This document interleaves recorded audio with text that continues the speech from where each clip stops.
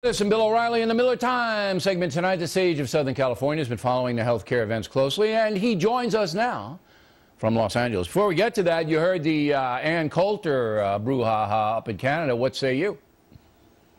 I'm going to start going out on the road with Annie. I'm so proud on her. You know, when you see the beautiful face of inclusion from the Canadian students, thank God Ann wasn't in there to sully that vessel. They look truly angelic. Have you seen hate-filled faces like that ever in your life? I have in the Vietnam days. When you and I were around in college, we had a lot of that kind of stuff. Shouting people down, they don't want to hear it, ROTC, people come visit it to the campuses and they're throwing rocks and this, that, and the other thing.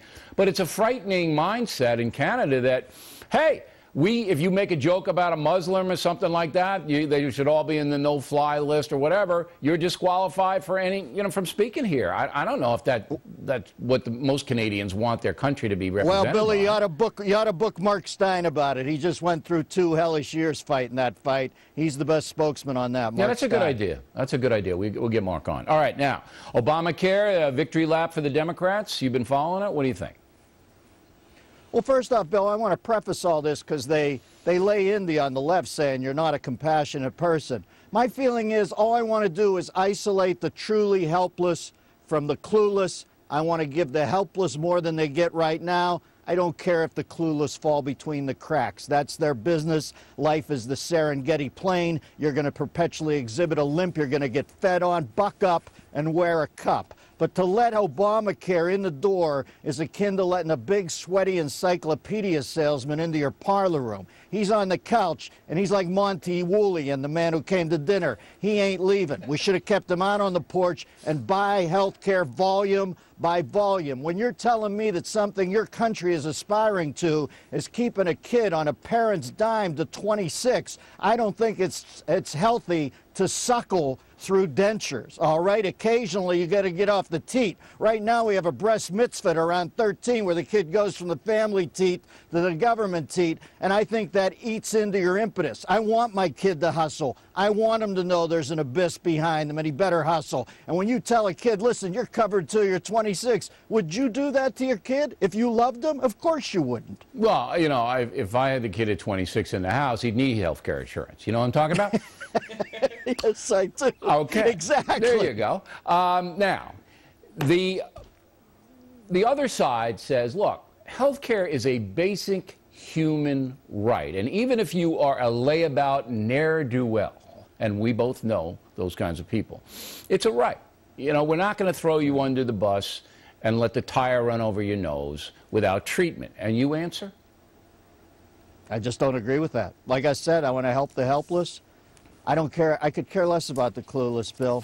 Some people in this country got to get it together. Right. So you let them die under the bridge if they're clueless, and it's their own fault they are under the bridge. And I don't know, Billy. What do? Don't you eat into the money that you can give to the truly helpless when you divert it? Why is it always a thing where I'm a bad guy when I bring that up? What about these people sucking money off who could really use it because they got screwed by it? What about some guy who wants to get high till 12 at night and then sleep till 12 and get high till 12 again? And then he wants a liver transplant paid for by you and me. Absolutely. I think there has to be some kind of standard, and then if they do get the freebie, I think they have to be billed for it if they win the lottery. You know, they got to be a bill attached to your Social Security number.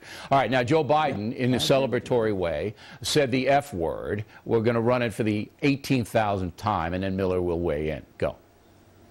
Ladies and gentlemen, the President of the United States of America, Barack Obama.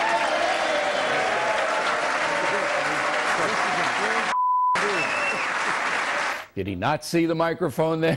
I don't know. What do you think? I'm not worried about Biden getting bleeped. I'm worried about us getting bleeped. And I think we're getting bleeped right now.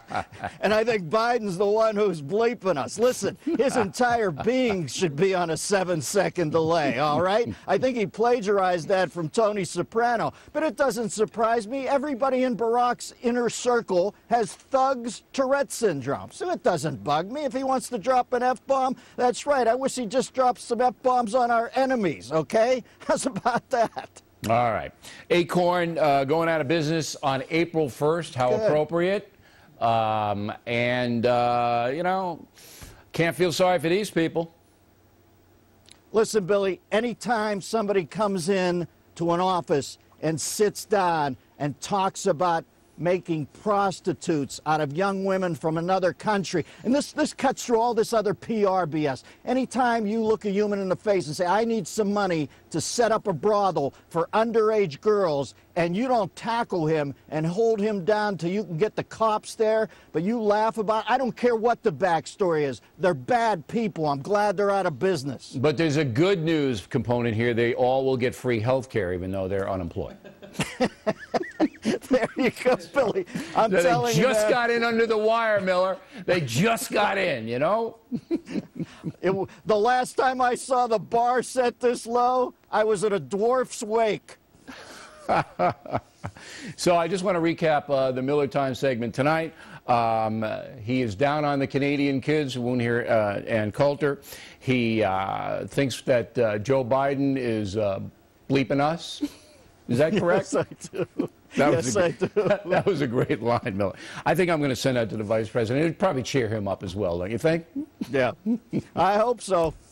We need cheering up. Dennis Miller.